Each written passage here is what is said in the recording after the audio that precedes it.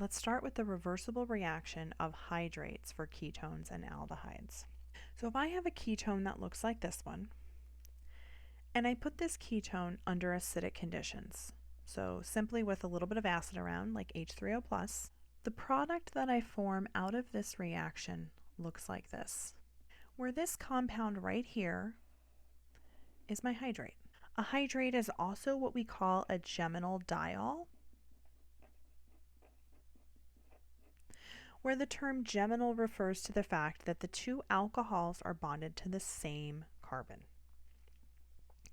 One of the things that you really need to pay very careful attention to as we go through all of these reactions is making sure you can identify the carbon of the carbonyl at the beginning and the end of the reaction, because that is where all of the chemistry is going to happen. So here at the beginning, there's my carbon of the carbonyl, and in the end for the hydrate, there's my carbon of the carbonyl. That's where all of the chemistry has taken place. I can form a hydrate under acidic conditions using H3O+. I can also form a hydrate under basic conditions. So I could take this same compound, that same ketone, I could treat it with sodium hydroxide and water, and I could form that hydrate compound as well. The reaction works the same way for aldehydes. If I have an aldehyde like this one, and I treat my aldehyde with H3O+, I'll make a hydrate.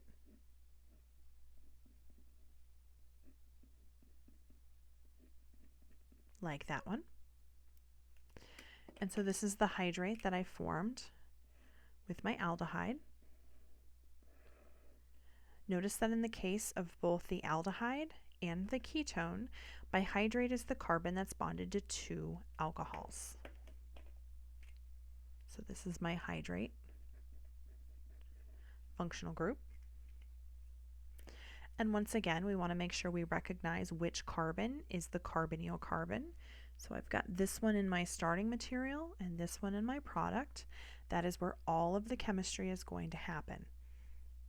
Just like with the ketone, I can also run this reaction under basic conditions, where I can treat that aldehyde with sodium hydroxide and water, and I could form that hydrate under basic conditions. When we look at the mechanism, we want to make sure we look at the mechanism under both acidic and basic conditions, and we will do that. And remember that it is the carbon of the carbonyl in both cases that is where all of the chemistry happens. So if we look first at the mechanism for the acidic reaction, let's look at the example of this mechanism in the context of the ketone. So there's my ketone, and it's under acidic conditions, like so.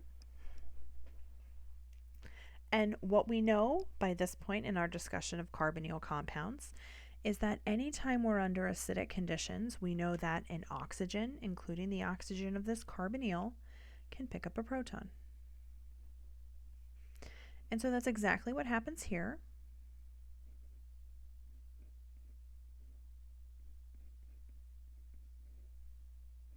And we get that. We also know from the reactions we've talked about so far that this structure has a resonance structure that we can show.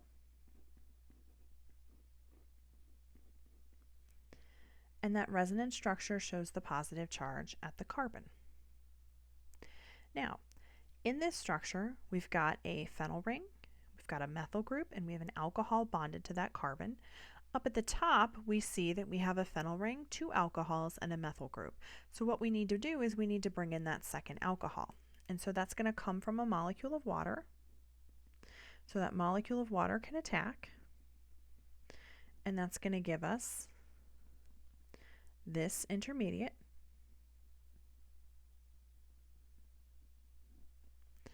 And so the final step in this reaction is to use a base, like another molecule of water, to remove that proton, give the electrons back to the oxygen, and that's going to give me my hydrate. So the structure of my hydrate looks like that.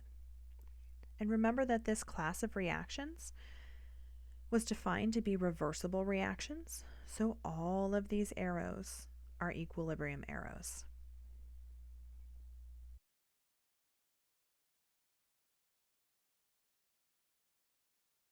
So let's look at the aldehyde under basic conditions, where we have sodium hydroxide and water present in this reaction. Under basic conditions, sodium hydroxide is a very good nucleophile, which means it can directly attack. Water is going to be a source of protons, but it's only going to be a source of protons for things that are very basic. Because the pK of water is 16, so it's only bases whose conjugate acids have higher pKa's that will be able to take that proton from water.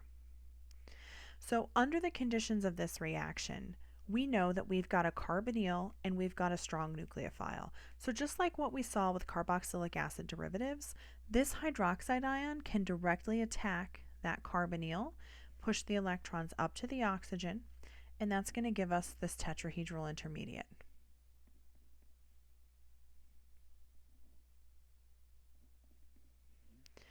And what happens in tetrahedral intermediates that we saw for carboxylic acid derivatives is that if they can collapse, they will. And that's going to get at the reversible nature of this reaction. But before this tetrahedral intermediate collapses, we're going to have it pick up a proton from the molecule of water in our reaction, and that's going to give us that hydrate product. Again, these reactions are driven by reversibility.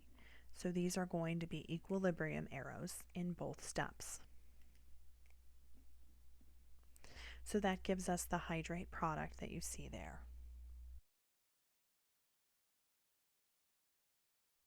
So we also want to make sure we look at the reverse reaction, where we would go from a hydrate, like this one that we formed with our ketone, and we need to be able to get back to that ketone. Like so. You should be able to go from the hydrate to the ketone under both acidic and basic conditions on your own.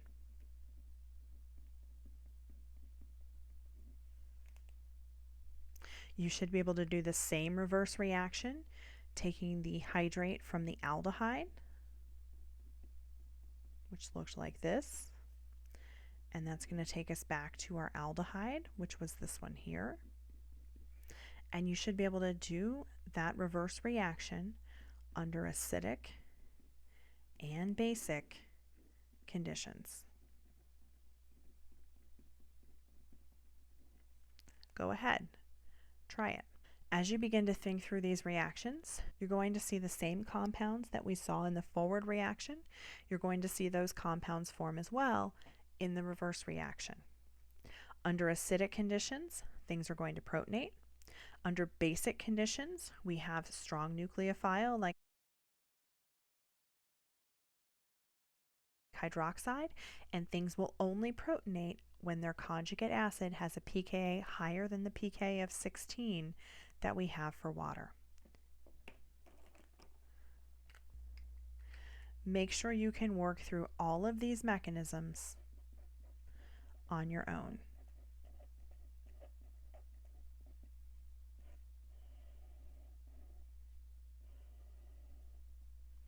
If you have questions, please ask.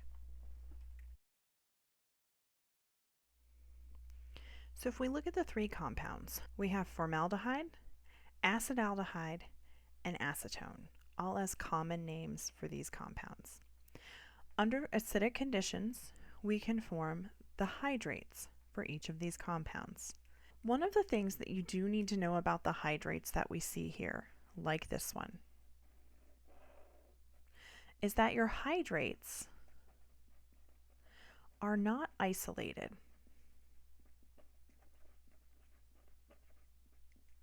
These are not products that we isolate and move on in further reactions in a synthetic sequence. Hydrates are something that exists in situ, which means in solution. But the hydrates are important because they tell us about the reactivity of various ketones and aldehydes based on the amount of hydrate that we have present when these compounds are under acidic or basic conditions. We can look at the equilibrium constants for the following reactions. So if I have formaldehyde under acidic conditions, this is the hydrate that I can form.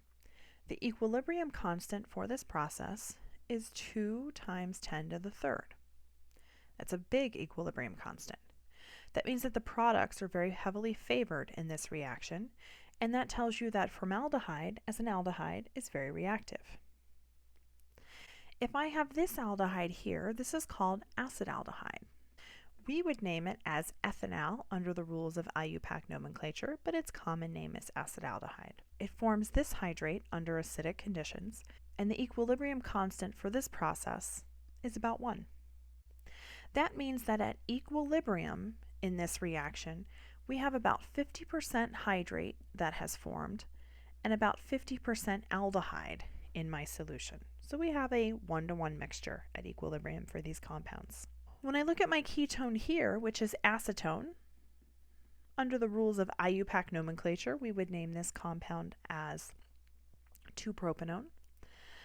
And under acidic conditions, this is the hydrate that we can form, where the equilibrium constant for this compound is 2 times 10 to the negative third. So that's a very small equilibrium constant, which tells us that at equilibrium, our reactants are heavily favored. So overall, for formaldehyde, our aldehyde, which we know is more reactive than ketones, at equilibrium, it's your hydrate that's favored. For acetaldehyde, so our aldehyde that has 1 alkyl group on it and 1 hydrogen, we have about a 1-to-1 ratio at equilibrium between the aldehyde and the hydrate. And for acetone, it's going to be the ketone that's favored at equilibrium. So one of the things that looking at a hydrate and its equilibrium constant will do for us is to tell us about the reactivity of these compounds. So formaldehyde is much more reactive than acetaldehyde, than acetone. Of these 3 compounds, formaldehyde would be the one that reacts first. So if we look at this compound, where would we expect the equilibrium for this ketone to lie? Would we expect the ketone to be favored at equilibrium? Or would we expect the hydrate to be favored at equilibrium? So in order to answer this question, what you need to do is you need to think about the impact that these chlorines would have. Are these chlorines stabilizing or destabilizing to this carbonyl? Are they stabilizing or destabilizing to the resonance that we have on the carbonyl? Pause the video and think about it.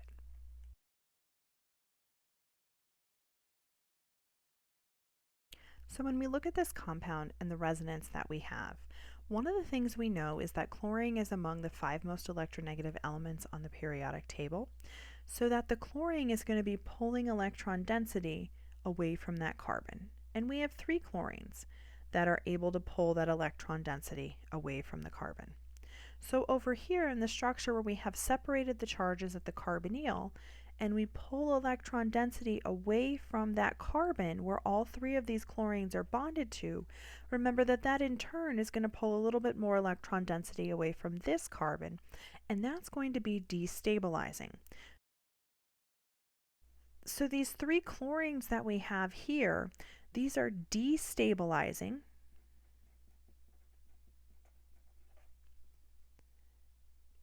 And that means that they're going to make the carbocation more reactive. So under the conditions of the reaction, if we have this ketone under acidic conditions, we're going to favor this hydrate at equilibrium. And the equilibrium constant for this process is about 3 times 10 to the 4th. So that means that at equilibrium we have much more hydrate than we do ketone intact. So this ketone will be more reactive than acetone.